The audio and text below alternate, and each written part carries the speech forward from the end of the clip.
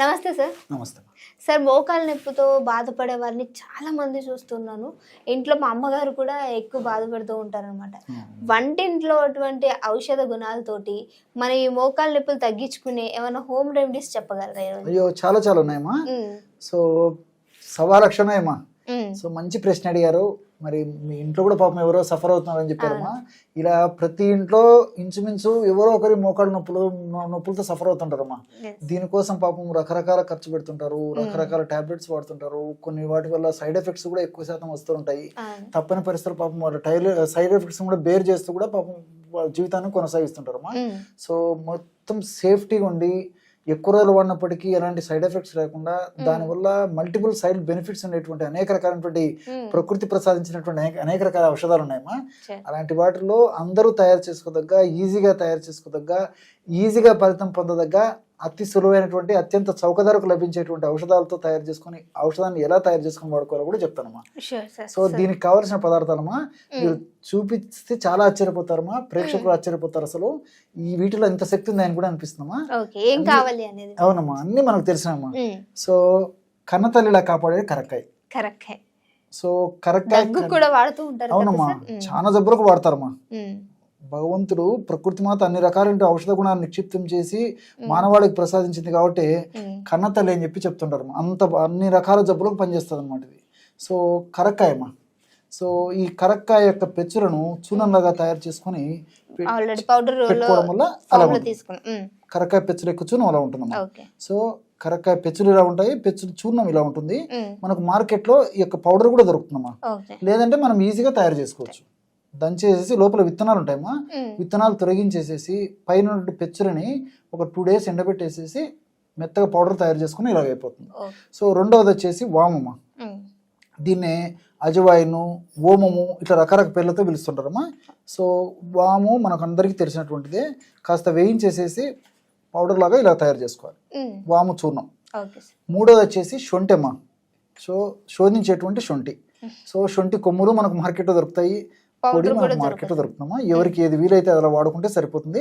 మన ఈ ఔషధ తయారీకి శొంఠి పొడి కావాలి. కేవలం ఈ 3 పదార్థాలు మన దగ్గర ఉంటే అత్యంత త్వరగా ఔషధం తయారు చేసుకోవచ్చు. మరి త్వరగా వాడకడం కూడా స్టార్ట్ చేయొచ్చు. ఓకే. సో ఇప్పుడు ఈ ఔషధ గుణాలు ఎలా మనకి ఫార్మేషన్ రూపంలో అంటే మోకాలు నొప్పులు ఉపయోగపడతాయి అనేది ఆ ప్రాసెస్ ని కూడా అడిగి తెలుసుకుందాం ప్లీజ్. ఓకేమా. సో ఎలా తయారు చేసుకోవాలో చెప్తాను. సో మొట్టమొదట బౌల్ ఏదైనా తీసుకోవచ్చుమా.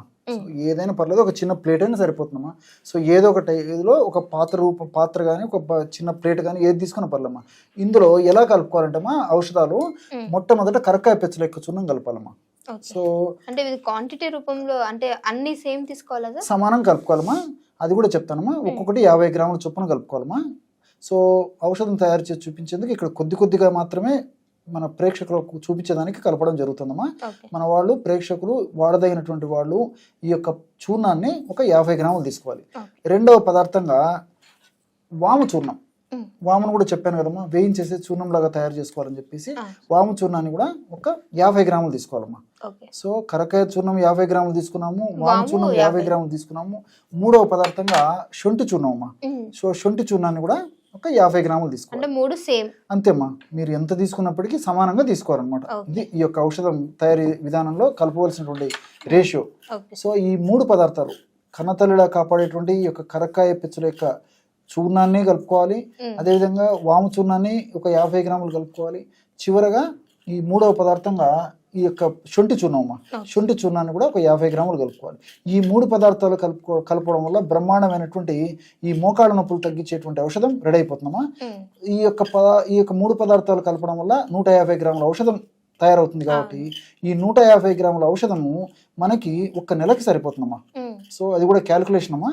సో నెలకు ఈ 150 గ్రాముల ఔషధాన్ని మనం వాడుకొని తర్వాత మళ్ళీ ఫ్రెష్గా తయారు చేసుకొని వాడుకోవాలి. బ్రహ్మాండమైనటువంటి మోకాళ్ళ నొప్పులు తగ్గించేటువంటి చూర్ణం రెడీ అయిపోయిందమ్మా. అత్యంత చౌక ధరకే బ్రహ్మాండమైనటువంటి చూర్ణం రెడీ అయిపోయింది. అవి కూడా మన ఇంట్లో దొరికేవే, బయటికి వెళ్ళి అంత కష్టపడాల్సినటువంటి కాదు, ఎక్కువ రేటుతో కూడినటువంటివి కాదు. సో మోకాళ్ళ నొప్పులు అనగానే ఆయిల్స్ కూడా చాలా ఎక్కువ రేట్లో ఉంటుంటాయి కదా. సో మరి దీన్ని ఎలా తీసుకోవాలనేది కూడా అడిగి తెలుసుకుందాం. సో అంటే ఏ ప్రొవిజన్ లో తీసుకోవాలని చెప్తానమ్మా. ఈ యొక్క పదార్థాన్ని ఈ విధంగా తయారు చేసుకున్న తర్వాత ఒక నెలకు సరిపోతుంది కదమ్మా, ఒక కంటైనర్ నిల్వ ఉంచుకోవాలమ్మా. ఒక గాజు సీసాలు నిల్వ ఉంచుకొని రోజు వాడుకుంటున్నారు.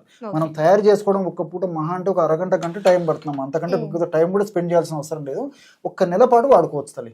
సో ఎలా వాడుకోవాలంటమ్మా, దీన్ని కూడా ఒక 50 ml నీళ్లు తీసుకోవాలి. సో ఎలా వాడుకోవాలంటమ్మా, నీటితో తీసుకోవాలి. ఎలాగంటే ఒక 50 ml గోరువెచ్చని నీళ్లు కానీ లేకపోతే గది ఉష్ణోగ్రత నీళ్లు కానీ ఇలాగ తీసుకోవాలమ్మా.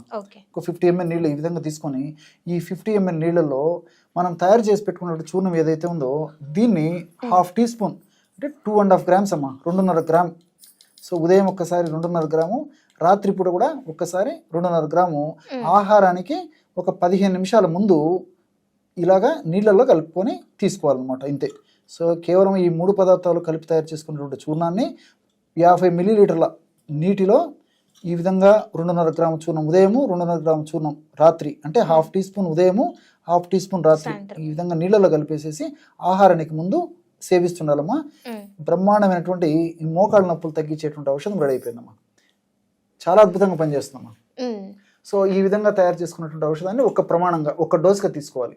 ఇలాగ రోజు ఉదయం ఒకసారి రాత్రి ఒకసారి క్రమం తప్పకుండా తీసుకోవడం వల్ల చాలా త్వరితగతిన ఇందులో ఔషధ గుణాలన్నీ కూడా, అంటే శొంఠిలో ఉన్నటువంటి జింజరాలు, షాగోలు అనేటువంటి ఔషధ గుణాలు, కరక్కాయలు ఉన్నటువంటి అరబినో గెలాక్టాన్స్, అదేవిధంగా టానిన్స్, ఇలాంటి చెబిలిన్స్, ఇలాంటి అనేక రకాల రసాయన పదార్థాలు, వాములో ఉన్నటువంటి థైమాలు, థైమోక్విన్ అనేటువంటి రసాయన పదార్థాలు, ఇవన్నీ కూడా ప్రత్యక్షంగా పరోక్షంగా మోకాళ్ళ నొప్పులకు సంబంధించి మోకాళ్ళ భాగంలో కలిగేటువంటి అసౌకర్యము, నొప్పి, పోటు, బాధ, సలుపు ఇవన్నీ కూడా తగ్గించేందుకు చాలా చక్కగా ఉపయోగపడతాయి.